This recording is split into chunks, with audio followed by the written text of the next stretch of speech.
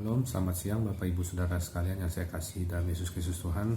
Pada saat siang hari ini kita akan membahas renungan bagaimana kita bisa sampai ke Yordan. Kita ulangi lagi ya, bagaimana kita sampai ke Yordan. Sebelum memulai kita satu dalam doa. Bapa surga, terima kasih Tuhan, Kau sungguh baik kami. Kau menyertai sepanjang hidup kami Tuhan, dengan Tuhan Roh Kudus pun dijajah Tuhan tidak menyimpang kiri kanan. Terima kasih Bapak Yesus Kristus, Roh Kudus Engkau terus menyelamatkan kami dari sana roh jahat, roh kematian, roh dunia, roh mati, roh santet, sia tenung, tumar guna-guna, roh maut dan ketemu Tuhan malaikat roh maut, roh segala penyakit apapun termasuk COVID-19 pada apapun dipatahkan kuasanya dengan roh panas Tuhan. Pimpin hamba-Mu Tuhan dalam renungan siang pada hari ini dalam nama Tuhan Yesus, berapa yang nama-Mu dan kuduskan nama-Mu dan kudus mudah amin. Jadi kita melihat dalam perjalanan bangsa Israel dari Mesir ke Sion, bangsa Israel itu harus menyeberangi sungai Yordan untuk bisa masuk ke tanah perjanjian. Ini juga menggambarkan perjalanan rohani kita ya, dari dunia ini ke gunung Sion Surgawi. Ya, kita harus mengalami banyak kenyataan pengalaman sungai Yordan, yaitu dilepaskan dari kuasa dosa dalam kehidupan kita. Jadi lepaskan dari kuasa dosa dalam kehidupan kita. Jadi pertanyaannya, bagaimana kita sampai ke Yordan dalam perjalanan rohani kita? Jawabannya, Tuhan harus membawa kita ke Yordan. Ya, jadi bangsa Israel itu dapat bergerak maju ketika tiang awan itu bergerak maju duluan pada siang hari. Tiang api pada malam hari bergerak lebih dahulu, baru bangsa Israel mengikuti. Ya, jadi Allah tidak akan membawa kita kepada pengalaman Yordan pribadi sampai ia tahu bahwa kita telah sukses melewati ujian kita di padang gurun. Jadi Allah tidak akan membawa kita pada pengalaman Yordan kalau kita belum sukses dalam pengalaman ujian di padang gurun. Inilah alasannya kita harus berjalan dengan Allah hari demi hari, minggu demi minggu, bulan demi bulan, dan tahun demi tahun. Kita patut secara aktif mencari Tuhan untuk membawa kita dalam pengalaman mati terhadap dosa. Jadi kita tidak bisa berbuat dosa lagi karena kita sudah mati terhadap dosa ya. Jadi banyak orang Israel tidak pernah bisa sampai ke sungai Yordan. Mereka gagal melewati semua ujian mereka di padang gurun.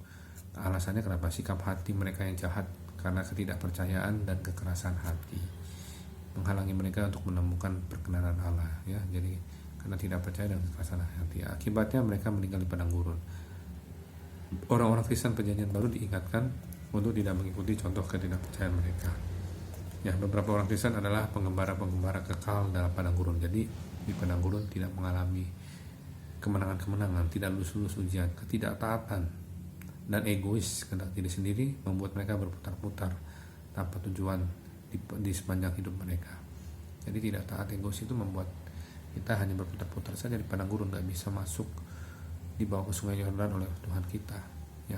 Jadi ada tiga bagian ya dalam kitab dan Tuhan: taat, setia, dan tidak kompromi.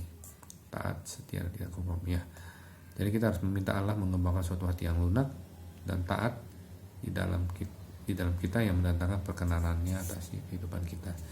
Jadi hanya Yosua dan Kaleb generasi yang berhasil masuk ke tanah perjanjian. Karena apa? Karena mereka mempunyai iman dan hati yang bergirang, dan dengan menyatakan jika Tuhan berkenan kepada kita, maka Ia akan membawa kita masuk ke negeri itu dan akan memberikannya kepada kita suatu negeri yang melimpah-limpah susu dan madunya. Bilangan 14 ayat 8. Jadi mereka menghabiskan waktu di hadirat Allah. Gimana sih cara menghabiskan waktu di hadirat Allah? Kita menyembah Tuhan, menyanyi, baca Alkitab ya. Jangan biarkan kita menghabiskan waktu di YouTube, di Instagram, di Facebook, di gadget kita dengan game online. Itu gak boleh ya. Jadi kan kita harus menghabiskan waktu kita di dalam hadirat Allah. Saya juga masih berupaya ya. Memang tidak mudah, tapi kita mau. Kita harus membiarkan Tuhan mengembangkan suatu hati yang lunak dan percaya dalam kita. Jadi hati kita yang lunak dan percaya ya. Itulah satu-satunya cara kita dapat berhasil melewati padang gurun dan masuk ke tanah perjanjian.